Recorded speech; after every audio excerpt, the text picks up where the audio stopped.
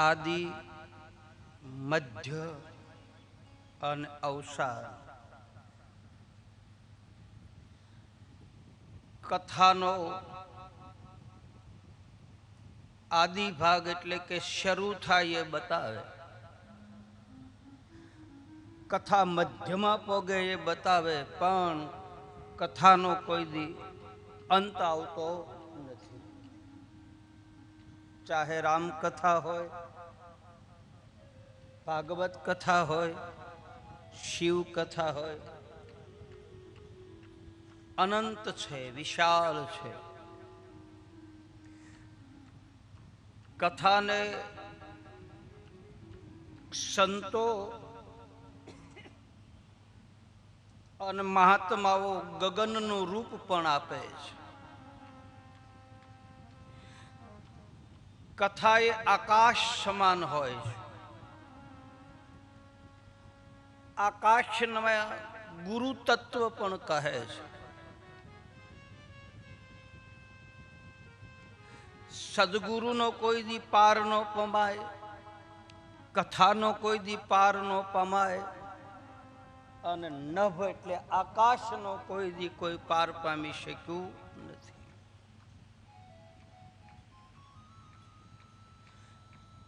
ધરતી કદાચ માપ લઈ શકે, ધરતીનું માપ આવી જાય કે ભાઈ અહીંથી અહીં સુધી આપણે આ હિન્દુસ્તાનની બોર્ડર છે, કે અહીંથી બીજા પ્રાંતની સરહદ ચાલુ થાય,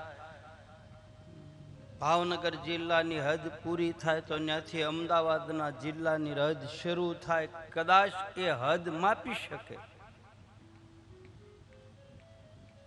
પૃથ્વીના કદાચ માપ લઈ શકે. દરિયાનું તળિયું કદાચ ગોતી શકે.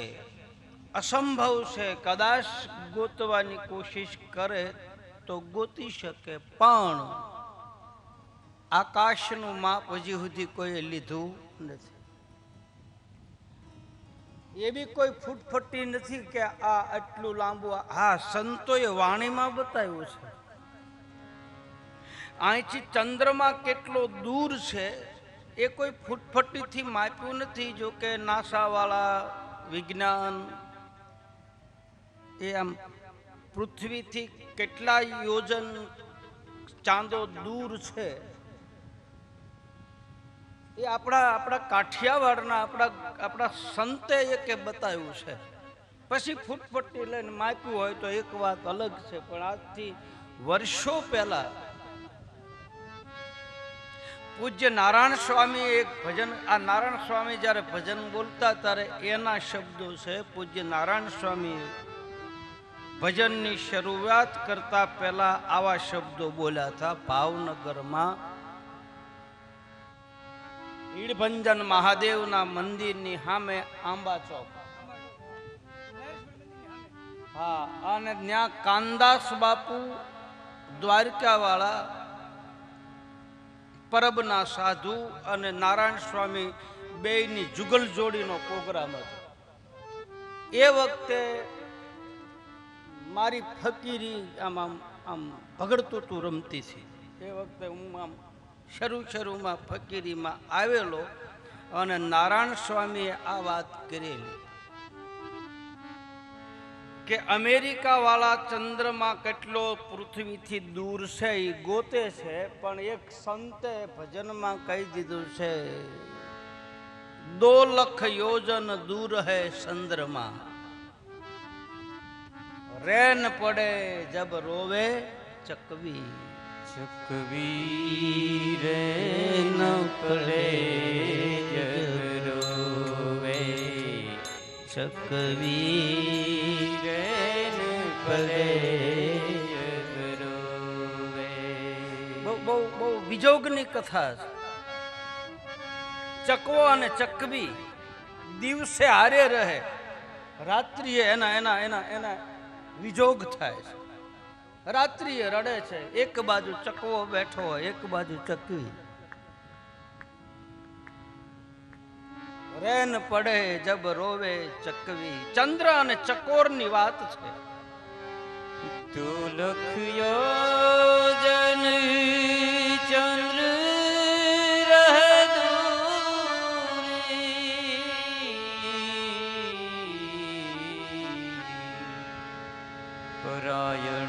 પ્રફુલ્લિત હોવે ચકવી રે ન પડે જગરોવે ચકવી રે ન પડે જગરો. કવિ કાલિદાસ ચંદ્ર અને ચકોરનું કાવ્ય જે લખ્યું છે એમાં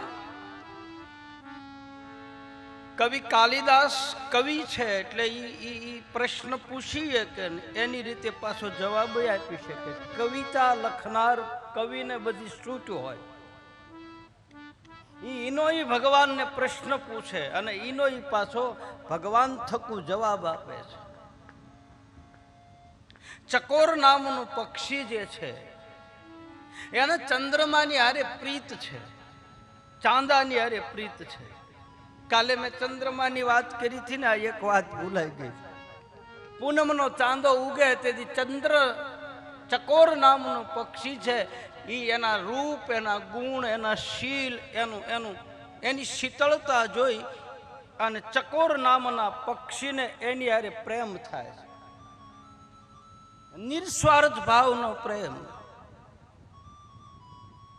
સ્વાર્થ વાળો પ્રેમ નહીં, અલૌકિક પ્રેમ, આ જગતના સુખ ભોગવવાના પ્રેમ નહીં.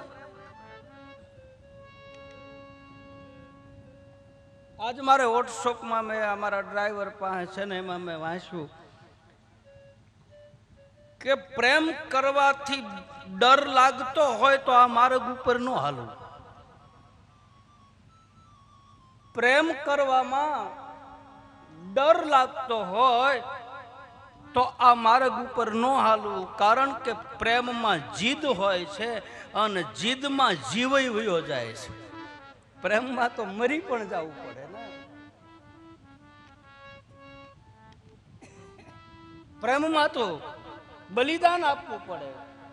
પ્રેમના પંથ ઉપર હાલવાની શક્તિ હોય તો હાલવું, ડર લાગતો હોય તો ભય રાખીને ભક્તિ ન થાય. નિર્ભયતા હોવી જોઈએ. પ્રેમના પંથ ઉપર હાલવામાં ડર લાગતો હોય તો ભાઈ આ માર્ગ ઉપર હાલવું નહીં. અને જો હાલવું હોય તો પ્રેમમાં જીદ હોય અને જીદમાં જીવાઈ જાય.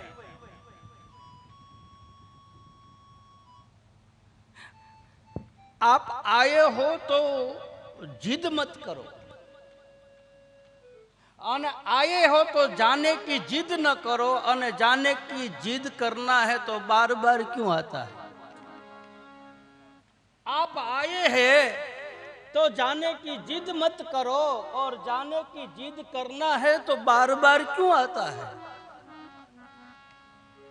પ્રેમની આ ભાષા, નિસ્વાર્થ ભાવના પ્રેમ. હવે ક્યાં ચંદ્રમાન, ક્યાં ધરતી ઉપર એક નાનું એવું ચકોર નામનું પક્ષી, નાનો આવ્યા ચકવા જેવું હોય ચકોર પક્ષી.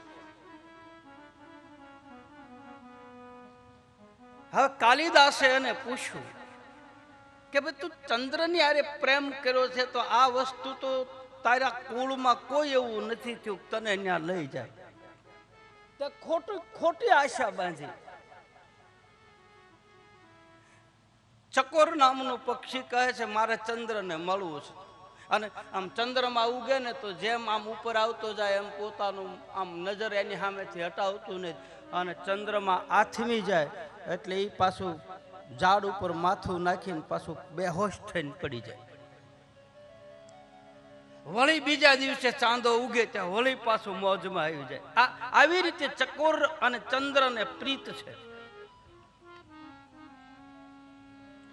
એ ભાઈ ચાંદાને ખબર નથી કે ચકોર મને પ્રીત કરે છે.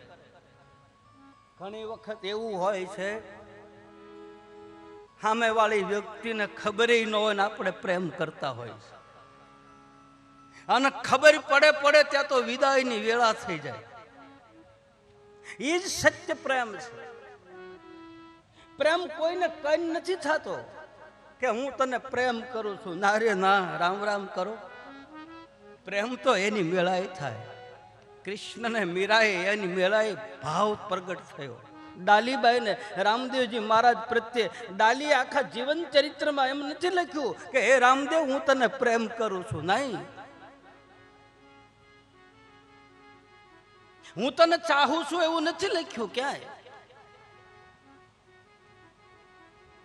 તું મને ચાહે કે ન ચાહે, તું મને અપનાય કે ન અપનાય, પણ હું તને ચાહું.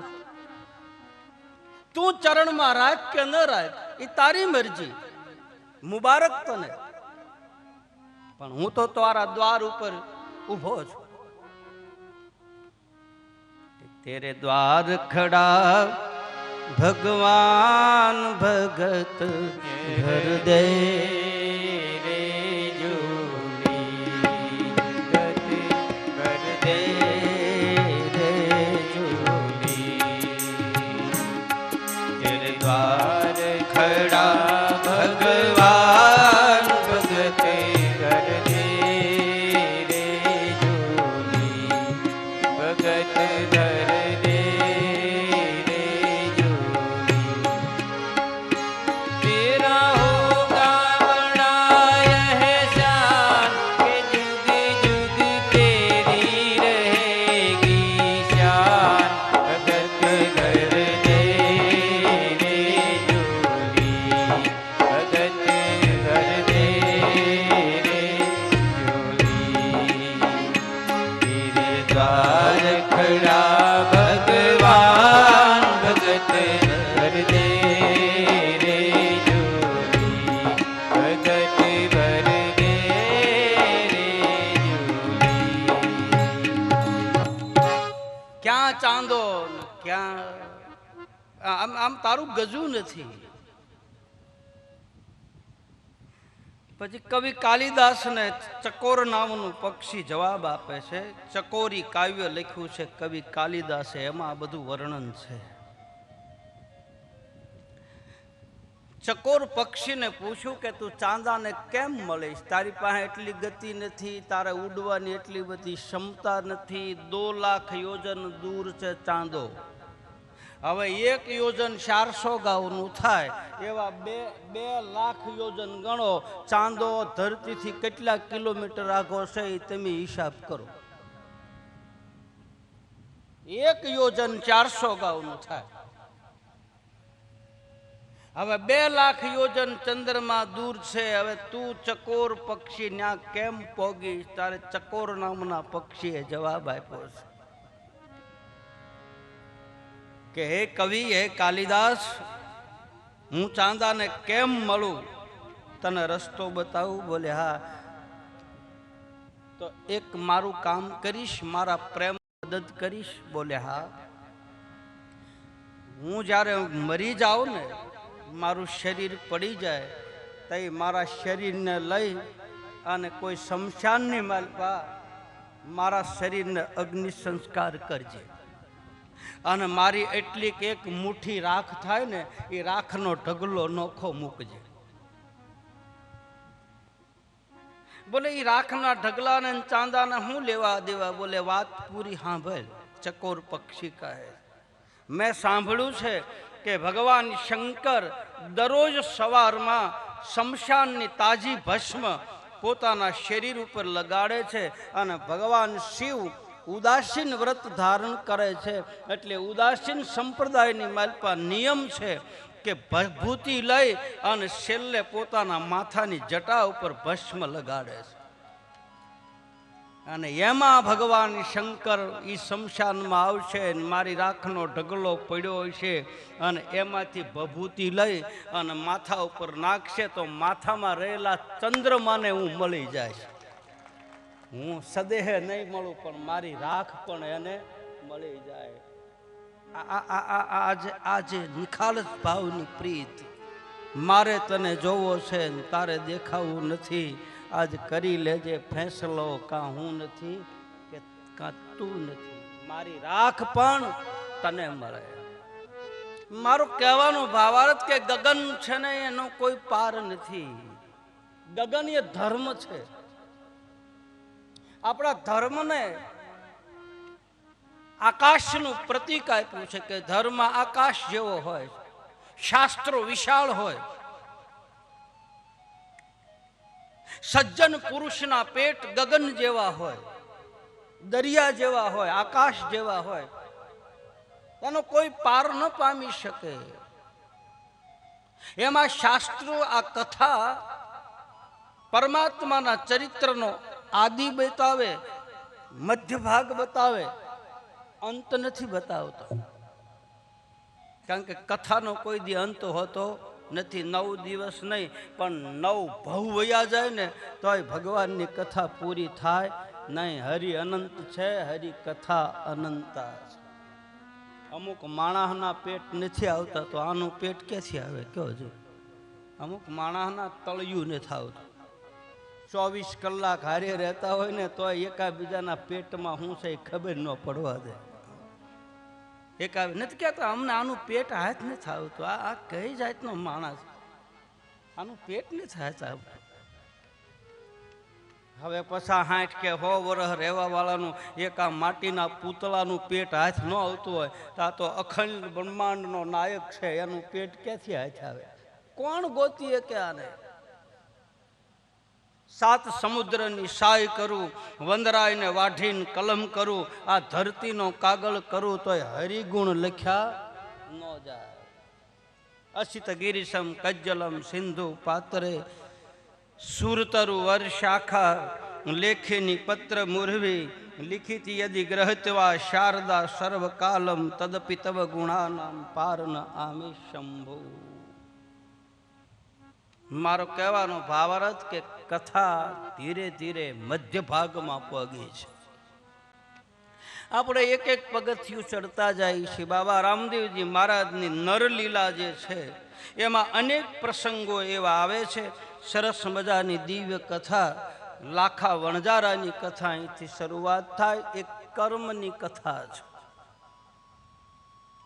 કાલે મેરિયા દરજીની કથા તો એ મન શુદ્ધની કથા હતી. આજ લાખા વણજારાની કથા શરૂ થાય તો એ કર્મ શુદ્ધિની કથા છે. કથા સાંભળવાથી મન શુદ્ધ થાય, વિચાર શુદ્ધ થાય, વાણી શુદ્ધ થાય, ચિત્ત શુદ્ધિ થાય અને કર્મ શુદ્ધિ થાય છે. પ્રથમ ભૂમિ શુદ્ધિ થાય. ભૂમિ ઉપર બેઠા, આસન ઉપર બેસી ગયા એટલે એ ભૂમિ 5 નામ લીધા એટલે એ ભૂમિ શુદ્ધ થઈ ગણાય છે. તમે કોઈ પણ પૂજા પાઠ કર્મકાંડ કરે તો બ્રાહ્મણ દેવતાઓ ત્રાંબાના લોટામાં પુષ્પ અથવા આંબાનું પાલું કે નાગરવેલનું પાન લઈ અને પેલા ભૂમિ ઉપર પાણીનો છંટકાવ કરે. અપવિત્રમ પવિત્રો વા સર્વ વસ્તુ ગતો પીવા.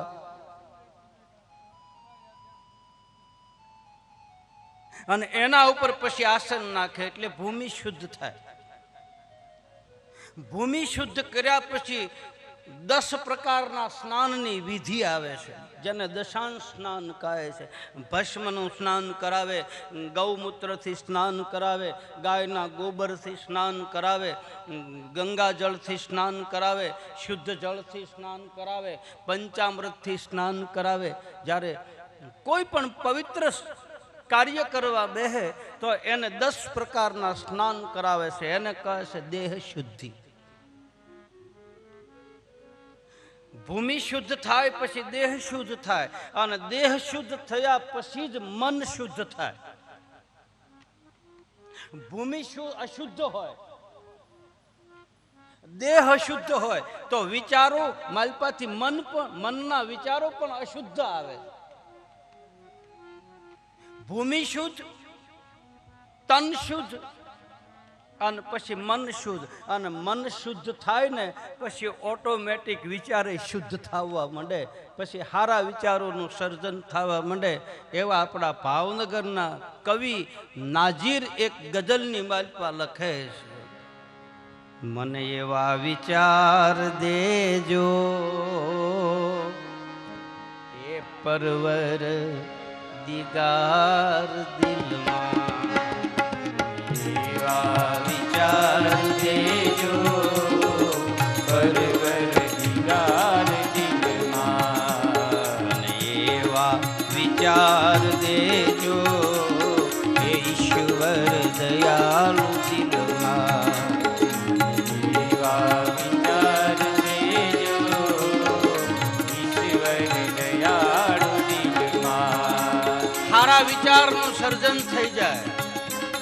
કોઈનું ભલું કરવાનું, કોઈના દુઃખ ભાંગવાનું, સત્કર્મ કરવાની માલિકમાંથી પ્રેરણા મળી જાય એને વિચાર શુદ્ધ થયો કહેવાય.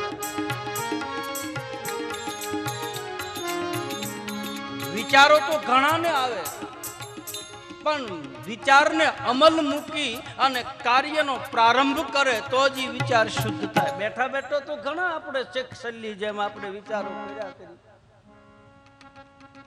આમ કરી નાખવું છે ને આમ કરી નાખવું છે ને આમ, પણ એ વિચારમાં શુદ્ધતા નથી. એટલે વિચાર મલિનતા વાળો છે, એટલે આપણે એ કાર્ય કરવાનું આપણે આમ આમ મન નથી થતું. જેના તન શુદ્ધ થઈ ગયા હોય, જેની ભૂમિ શુદ્ધ થઈ ગયા હોય, જેના દેહ શુદ્ધ થયા હોય, એના મન શુદ્ધ થઈ જાય. અને મન શુદ્ધ થઈ જાય પછી એના ભીતરમાંથી વિચાર હારો જ નીકળે. સોજા અને સુલક્ષણા જેના હાડમાંય ન હોય હલકી વાત, એવા નરને મોડા કેમ મળીએ, જાય મારે હરગાપુરનો હંગાત. સતી તોરલ કહે છે જેના હાડક્યામાં હલકી વાત ન આવે. હાડકામાંથી હારો વિચાર આવે, બુદ્ધિ તો હારી થાય, પણ સજ્જન પુરુષના હાડકામાંથી વિચારો સર્જન થાય.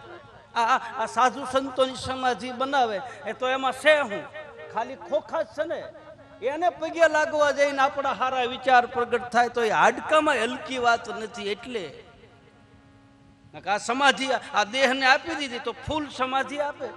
ફૂલ સમાધિમાં શું હોય? હાડકા જ હોય, પણ એનું આખું જીવન સારું છે. એટલે એની સમાધિએ પગે લાગવા જઈને તો એના હાડકામાં હલકી વાત નથી. એટલે આપણે પગે લાગીએ ને એટલે એમાંથી આપણને સારો વિચાર જ પ્રગટ થાય. સોજા અને સુલક્ષણા જેના હાડમાં ન હોય હલકી વાત, એવા નરને મોડા કેમ મળીએ, જાય મારે હરગાપુરનો હંગાત. વિચાર શુદ્ધિ જેની થઈ જાય, અને વિચાર શુદ્ધિ થઈ જાય ને પછી ધન શુદ્ધિ થાય. મન શુદ્ધ થઈ જાય, વિચાર જેના શુદ્ધ થઈ જાય પછી એનું ધન શુદ્ધ થાય. અને એનું ધન શુદ્ધ થાય ને એ ધનની શુદ્ધિકરણ છે. કોઈ સન્માર્ગે ધનને વાપરવું. આ લાખાની કથામાં એ હાટું જ આવે. લાખાની પાસે કરોડો રૂપિયા હતા, પણ એનું ધન શુદ્ધ નહોતું. આમ આમ કાવાન દાવાન કાળાન ધોળાન કરીને ભેગું કરેલું હતું લાખા. એ વખતે લખપતિ કહેવાય તો 8 થી 950 વર્ષ પહેલા રામાપીર જ્યારે થયા ને ત્યારે લાખો શેરગઢમાં રહેતો, અને શેરગઢનો ધનવાન માણસ ગણાય.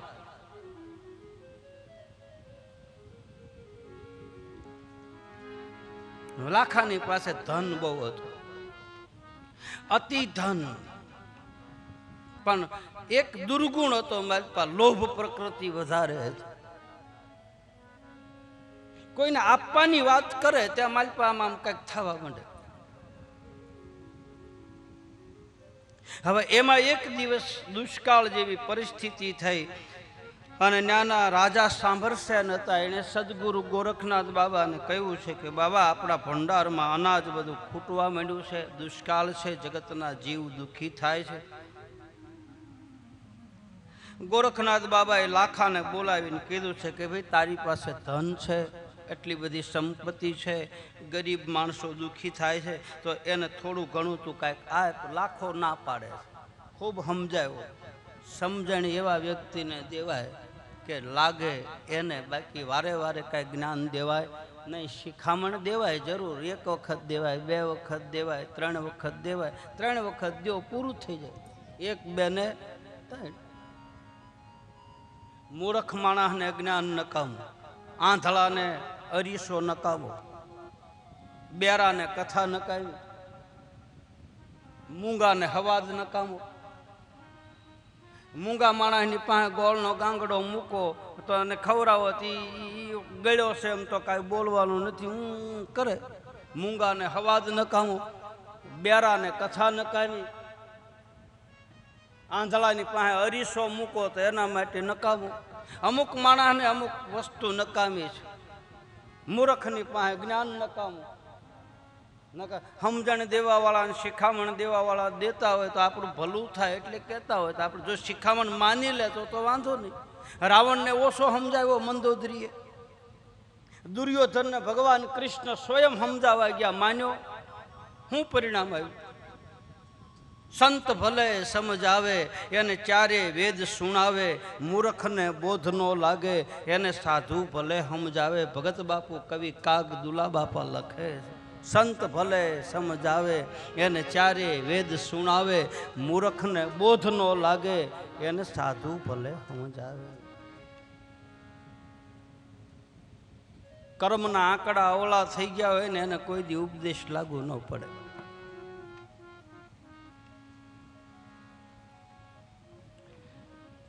હડમતિયા ગામ આવ્યું મોરબી પાસે.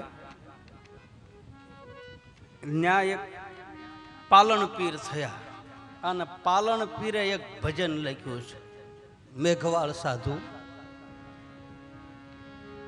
એ ખારા રે ખેતરમાં બીજ મત વાવો, બીજ મત વાવો.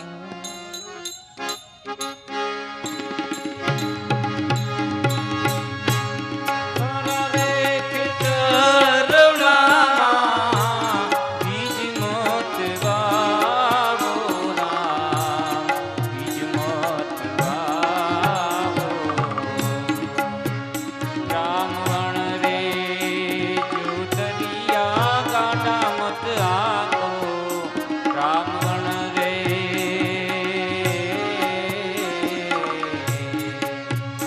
રામવણ રે જ્યોતરિયા ગાડા મત આકો.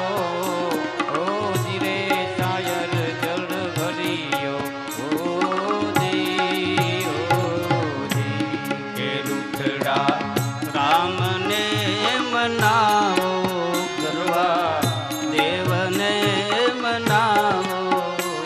ઓ ધીરે સાયર જળ ભરિયો,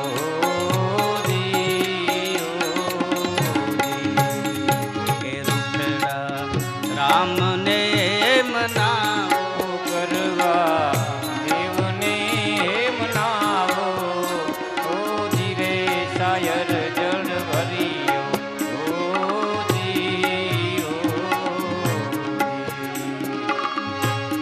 ખરા રે ખેતરડામાં બીજ મત વાવો, બીજ મત વાવો. એવા વણ રે જોતરિયા ગાડા મત આકો, પીવા વણ રે જ્યોતરિયા ગાડા મત આકો. ઓ ધીરે સાયર જળ ભરિયો, રૂખડા રામને મનાવો, કરવા દેવને મનાવો. ઓ ધીરે સાયર જળ ભરિયો,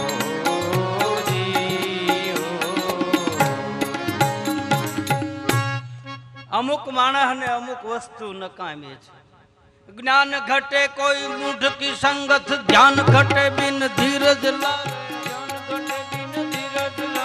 જ્ઞાન ઘટે કોઈ મૂઢ કી સંગત, ધ્યાન ઘટે બિન ધીરજ લાવે. રોગ ઘટે કશું ઓસડ ખાવે, ભાવ ઘટે નિત નિત જાવે.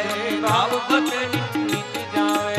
ગંગ કહે સુન ચાહે અકબર, દારિદ્ર ઘટે હરિ ગુણ ગાવે. દારિદ્ર ઘટે હરિ ગુણ ગાવે. જ્ઞાન ઘટે કોઈ મૂઢ કી સંગત, ધ્યાન ઘટે બિન ધીરજ લાવે. ધ્યાન ઘટે બિન ધીરજ લાવે. રોગ ઘટે કશું ઓસડ ખાવે, ભાવ ઘટે નિત નિત જાવે. ભાવ ઘટે નિત નિત જાવે. ગંગ કહે સુન ચાહે અકબર, દારિદ્ર ઘટે હરિ ગુણ ગાવે. દારિદ્ર ઘટે હરિ ગુણ ગાવે. દારિદ્ર ઘટે હરિ ગુણ ગાવે. દારિદ્ર ઘટે હરિ ગુણ ગાવે.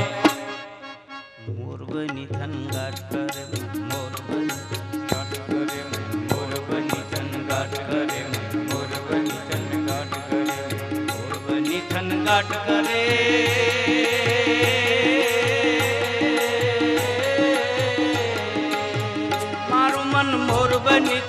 થનગાટ કરે મન મોર બની થનગાટ કરે મન મોર બની થનગાટ કરે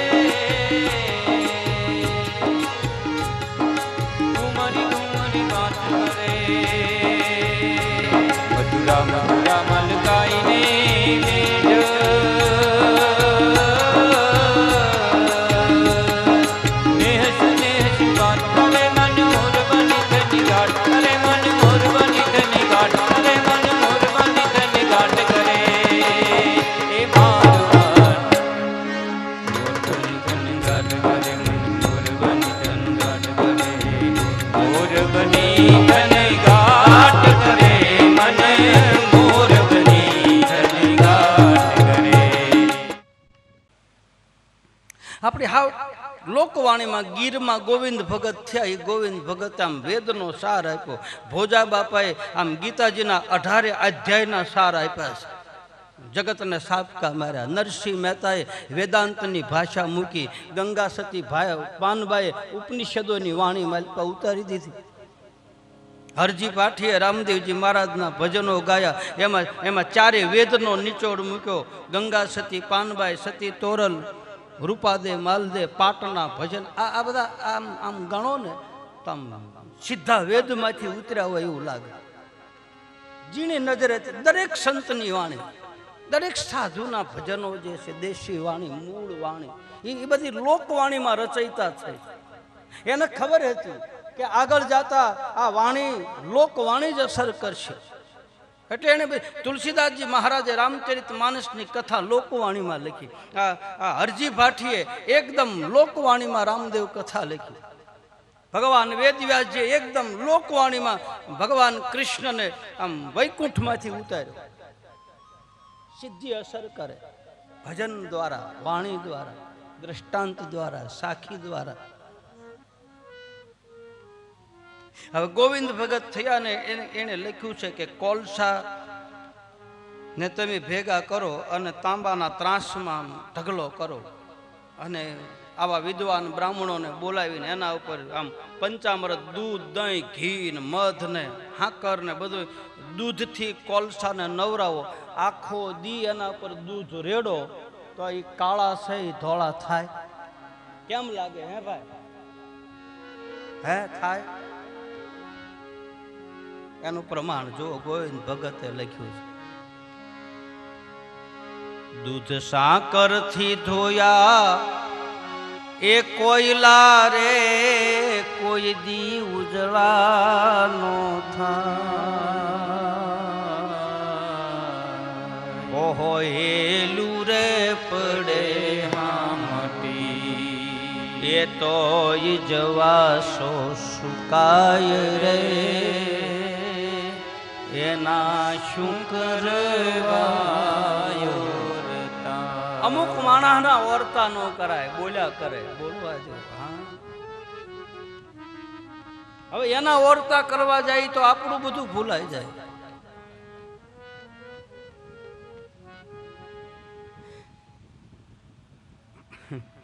ગોવિંદ ભગતે હદ કરી લખીને ભોજા બાપાએ જાહેરમાં, મધુ બાપા આજથી વર્ષો પહેલા ભોજા બાપાએ માણસને મૂર્ખ કહી દીધો. મૂર્ખ જાહેરમાં સાપકા માર્યા, સાપકા.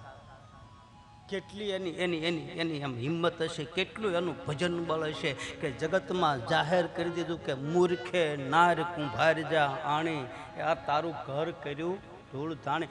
નાર એટલે સ્ત્રીની નિંદા નથી કરી ભોજા બાપાએ.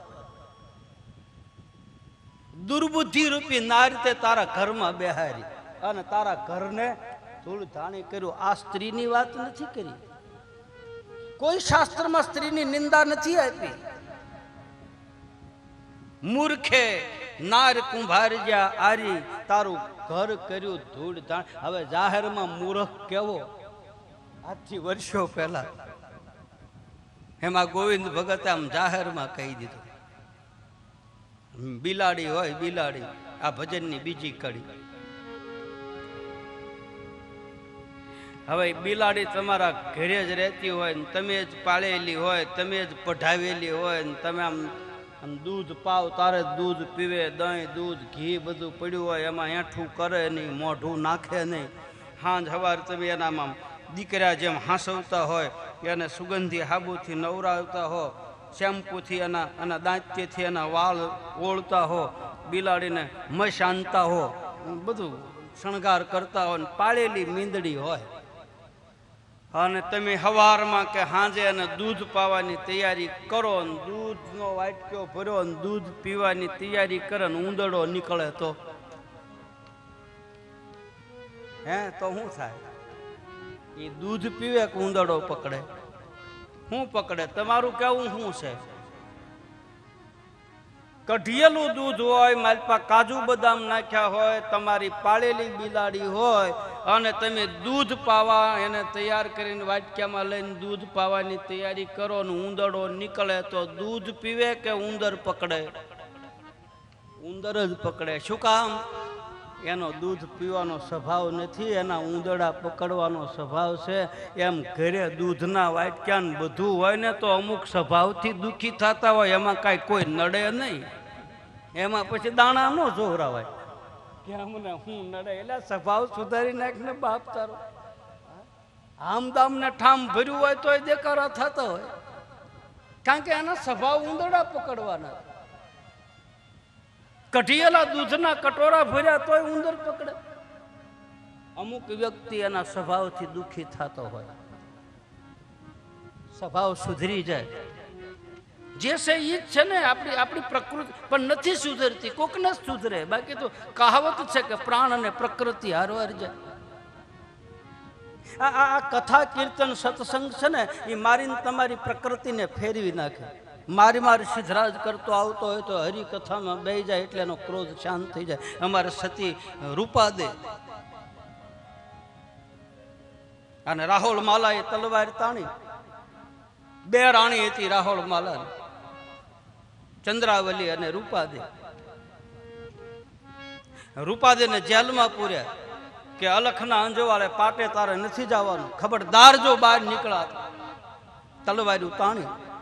અહીંયા 12 બીજ પૂરી થવાની, 12મી બીજ છે. રૂપાએ ગુરુની હારે વચને બંધાણી કે 12 બીજ હું પાટે આવી અને 12મી બીજે જ આ બધી માથાકૂટ થઈ. મેં પેલા કીધું ને તમારી સાધના પાકવાની તૈયારી હોય તારે જ માથાકૂટ થાય. 11 બીજ પૂરી થાય ને ત્યાં જ તમને કંટાળો આવે કે હવે 12મી નથી કરી. ચોટીલાના ચામુંડામાના મંદિરના 15 પગથિયા બાકી રહે ને ત્યાં જ ગુડા દુખવા માંડે કે હવે નહીં હલાય, હવે નહીં. દ્વારકા થોડુંક શેટું હોય ને તો માલપા પગના તળિયા મંડે આમ કાંકરા માલપા વાગવા કે હવે નહીં હલાય. રણુજા થોડુંક આઘું રહે ને ત્યાં જ લોતપોત થઈ જાય. સાધનાના શિખર સુધી તમે પોગવાની તૈયારી હોય ત્યાં જ તમારે વિઘન આવે.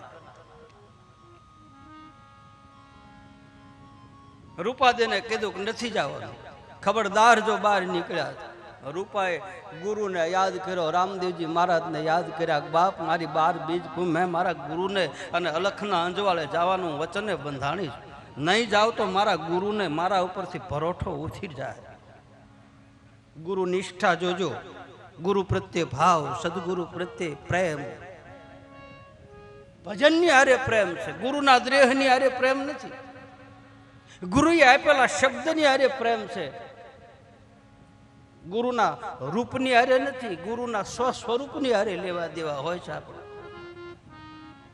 સદગુરુ દેહાતીત છે, સદગુરુનો દેહ પડે છે, બાકી ગુરુ કોઈ દી મરતો નથી. અખંડ મંડલાકારમ વ્યાપ્તમ એન ચરાચરમ તદપદમ દર્શિતમ એન તસ્મે શ્રી ગુરુવે નમઃ. ગુરુ ગીતા બતાવે દેહાતીત છે, ત્રિગુણાતીત છે, બ્રહ્મથી પણ પર છે. એટલે રૂપાદેના માલપાથી આમ વેદના થવા માંડી. શું કરું? અને કહે છે કે રૂપાદેના અનેક રૂપ બન્યા છે. મેઘ ધારવા હરિજન એના સદગુરુ છે, મેઘ ઋષિ, અને એના પાટે રૂપાદે બેઠીને અહીંયા બીજી રાણી ચંદ્રાવલીએ કોક માણસને મોકલીને આમ જોવા મોકલ્યા છે કે જાઓ તો રૂપાદે ત્યાં છે. ત્યાં રૂપા હાથમાં એક તારો લઈ અને બેઠી છે ગુરુની સામે. અલખ ધણીની જ્યોત ચાલુ, ગત ગંગા બેઠી અને અલખનો આરાધ ચાલુ. અને એમાં કોઈકે જોઈને ચંદ્રાવલીને વાત કરી. રૂપા તો ન્યા છે. ચંદ્રાવલીએ માલદેને જગાડ્યા. તમે રૂપાદેને તાળું મારીને પૂરી છે ને, પણ કોકની પાસેથી ચાવી લઈ અને રૂપાદે અલખના અંજવાલે છે, જાઓ. અને માલદે તલવાર તાળી ભાઈ. રાણી રૂપાદે પાટે પધાર્યા માલો, ક્રોધે ભરાણા ભારી. રાણી રૂપાદે પાટે પધાર્યા માલો, ક્રોધે ભરાણા ભારી. થાળીમાં તે દી બાગ બનાયો, થાળીમાં તેજી બાગ બનાવ્યો, થાળીમાં તે દી બાગ બનાયો. થાળીમાં તેજી બાગ બનાવ્યો, ગર્વ દીધો એનો ગાડી, પલંગને જાદારી. હવે રજસનો ને મારી. ભુજ ભમરિયો ભાલો લઈને, ભુજ ભમરિયો ભાલો લઈને, તુરત કરો તૈયારી. ના કળંગને જાદારી. હવે રજસનો ને મારી. રાણી રૂપા માટે પધાર્યા માલો, ક્રોધે ભરાણા ભારી.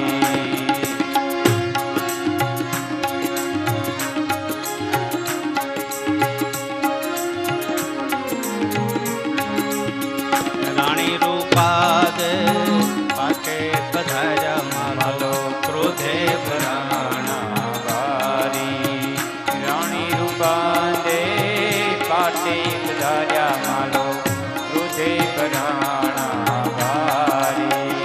રાણી રૂપા દે પાટે પધાર્યા માલો, ક્રોધે ભરાણા ભારી. થાળીમાં તે દી જોટો મારીને એને છેડલો રે જાલ્યો, જોટો મારીને એને છેડલો જાલ્યો.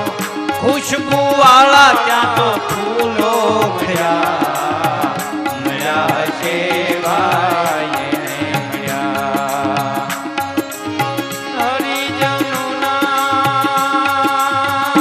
હરિજનોના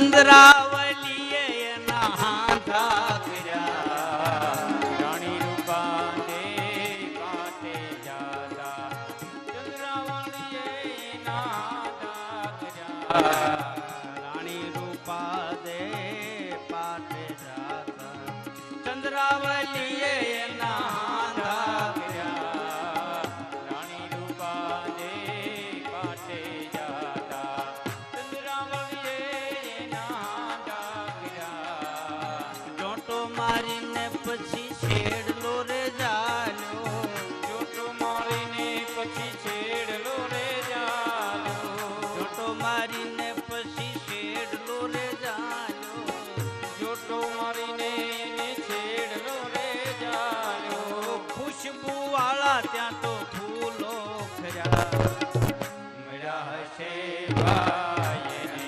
મળ્યા હશે ભાઈ એને મળ્યા હરિજનોના વાલો બોલે ફર્યા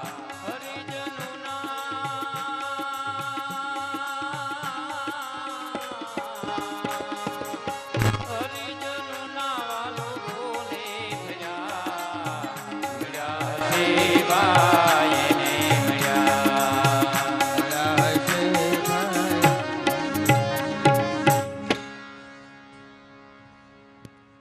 રૂપાદે ને હાંધા કર્યા ચંદ્રાવલીએ અને માલદેવજી મહારાજ ક્રોધે ભરાય આય મર મુર્દા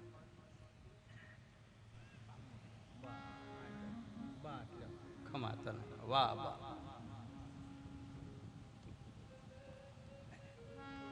તલવાર લઈને માલદેવજી મહારાજ આમ અલખના અંજવાળે રૂપાદે બેઠા ને જોયું મેં આને ઓરડામાં પૂરી થી નાયા ક્યાં છે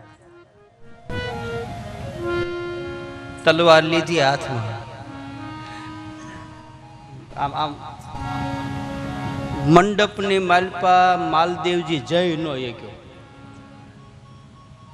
જોતનો તા લાગ્યો જેસલ જાડેજો ખાતર પાડવા આવ્યો હતો ચોરી કરવા તોળી ઘોડે તોળા દે નાર ને તોળા દે ની પાંભરી અને આમ આમ આખી હથેળીમાં ખીલો ઉતરી ગયો તો ઉંકારો ન કર્યો જોતના અંજવાળે લાવ્યા ને ત્યાં તો અડધો ફળદો જાડેજો મરી ગયો હતો અડધો ફળો માલપાથી ક્રોધ આમ વિકારો બધા દૂર થઈ ગયા માયલો અડધો ફળદો જાડેજાનો મરી ગયો જોતની સામે આવ્યો ત્યાં કોઈ જેવી તેવી વસ્તુ નથી અલખના અંજવાળા બેઠા પછી માથા ઉતરી રૂપાદે એના ગુરુને કહે છે કે બાપ તે તો મોટા બોરિંગને નમાયો મેઘ ધારવાને કહે છે મારો માલદે જેવો તેવો નહોતો કાળઝાળ હતો અને આ બધા કાળઝાળ જ હતા દાન બાપો જેવો તેવો નહોતો આપો જાદરો જેવો તેવો નહોતો એક એક વેચની કુવાડિયું લઈને ફરતા હતા ગાળી દીધા ગાળી મારી નાખ્યા આપા જાદરા જેવાના રાખ કરી નાખ્યા રાખ ભજનનો પ્રતાપ એવો છે ભક્તિ રે કરવી એને રાખ થઈ રાખપણું એટલે કોઈ ઘરે આવીને મારી જાય ને છાનું માનું બેહવું એમ રાખપણું નહીં કોકના દુઃખ જોઈ અને માલપાથી આપણને દયા આવી જાય એનું નામ રાખપણું એ ભક્તિ કહે બાકી માય કાંગલો ભગવાનનો ભક્ત માય કાંગલો નો હોવો જોઈએ મરદ હોવો જોઈએ ગીતાજીમાં કહે હે અર્જુન આવા માય કાંગલા વેડા મૂક મરદ બન કસોટી આવે માથાની જરૂર પડે તો દઈ દે દીકરાના કટકા ખાણિયામાં ખાંડીને આપવા હોય તો આપી દે થડકાટ નો થવો જોઈએ એને ભક્તિ કહે ગુંડલા વળી જાય કપાહમાં ઈડું થાય ને એને ભમરી પકડે અને પછી આમ ડંખ મારે અને આમ ગુંડલું વળી જાય ને એને ભમરી ન અડે નાંગણી જેમ બેઠી થાય ને એને ઉપાડે ને પછી પાણીયારે ભમરીનું દર બનાવે એમાં પૂરે અને ચારે કોરથી ગારો ચાંદી દે અને પછી ભમરી ઈયળ માલપા બેઠી બેઠી ચિંતન કરે હમણાં ભમરી આવશે ત્યાં પોતે ભમરી થઈને ભીતડા ફાડીને બહાર નીકળે ને એ કાંઈક કરી શકે એ વાહડાની ગાંઠું તોડી શકે હા